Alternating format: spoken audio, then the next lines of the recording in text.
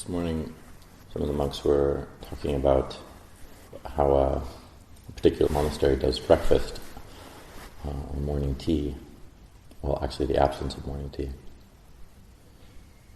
And I've been to that monastery, and I think you can have hot water at breakfast, but there's a fairly substantial breakfast.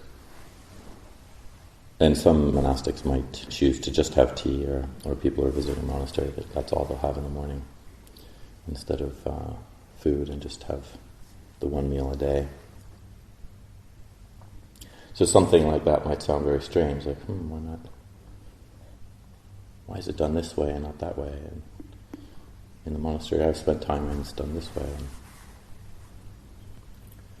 And so we can have a comparing mind. And of course, then there's the sense of like, well, how would I live there with that, or how do I feel about that? And in fact, each monastery has different what we call etiquettes, ways that things are done in a monastery. Sometimes they're not even rules; they're just like what many of the monastics actually do. Sometimes these things are even unspoken. You just sort of follow what the abbot does, and then it gets passed on.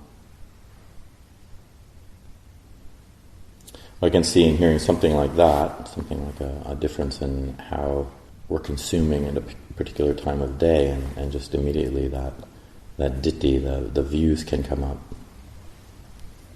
What makes sense, what doesn't make sense. But one of the monks who was here lived at that monastery, and he's still alive. He's all right. So it didn't seem to have an impact. Might have even had a positive impact. And so how we adapt to the different ways that things are done in a monastery really makes it so that we can see how dukkha manifests and how we can let go of dukkha. There's a legend that one of the guests came to Wat Pananachat, and he was very keen on ordaining. And so the story's been passed on that he stayed for a while. I think he became an anagarika, and then all of a sudden he got kind of upset one day, and he left. And he told some monks, "Well, there's no donuts here. I can't live without donuts. I need to have donuts.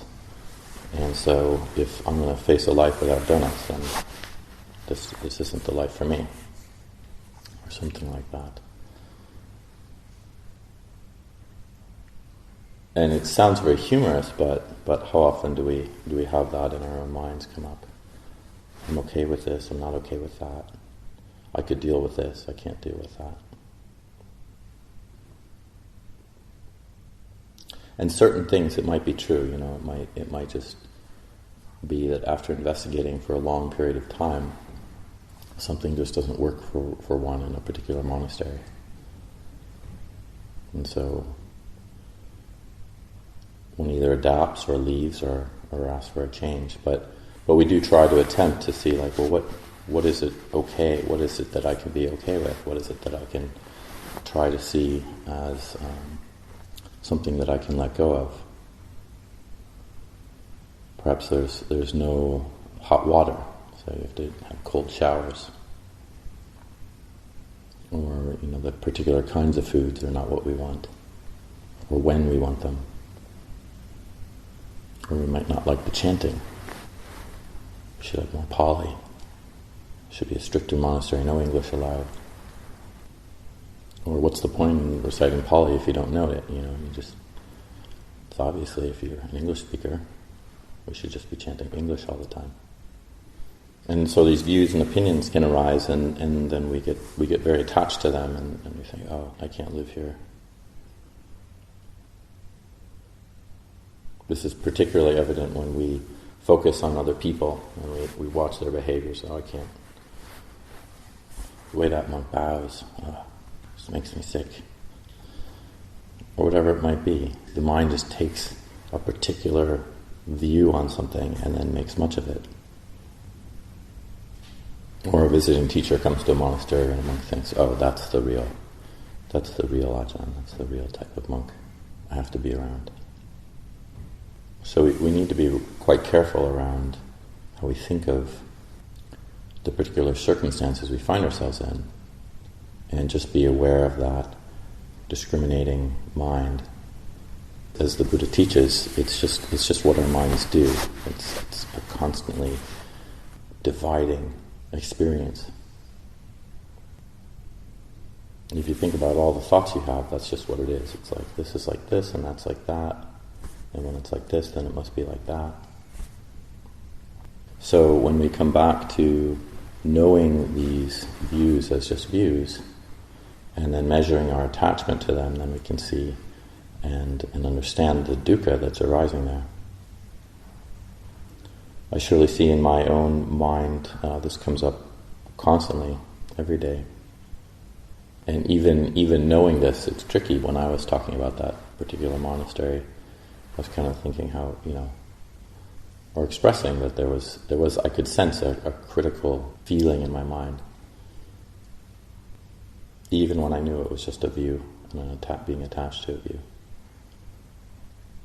And surely, if I actually think about it, if the etiquette in a monastery is to not have something in a particular time, I can say, oh yeah, that is worthy of goodness, that is worthy of praise, because it's going against our desires to have something. Interestingly enough, tea, coffee, or whatever is allowed any time outside of breakfast, outside of that time. And I particularly remember when some soup was served in that monastery, it was put into a cup. And so I thought, well, I'm kind of taught you don't want to drink soup out of a cup like that, sort of like a bowl. So I took a spoon with it, and I was criticized for using a spoon, because it was considered in that monastery, it was like a broth or something that you drink out of a cup. And so I could get really upset. I'm never going back to that monastery again. They drink their soup out of cups. And again, it's just that holding on, that tension around I'm right and others are wrong. So it's just how we kind of perceive things, and the background baggage that we have, and all of the opinions that we carry around, even opinions that can go against our own opinions that we've added later on. It's just a mishmash of delusion, really. And so what we're trying to do is really see that very clearly and then just let go. It doesn't mean we don't have views. It just means that when they're brought up, and we can ask ourselves, can I let this go? Is there a problem here? Is it harmful? Am I breaking any kind of moral sentiment that I have, or any rules that I have? And if it's not, if we just see that it's a particular way that something's done, then it's easy to just say, oh yeah, I don't have to get attached to this. It's fine the way that it's done here. It's okay for that monk to bow this way, or for another person to say this thing or that thing. I don't have to make a problem out of it. So I offer that for some reflection.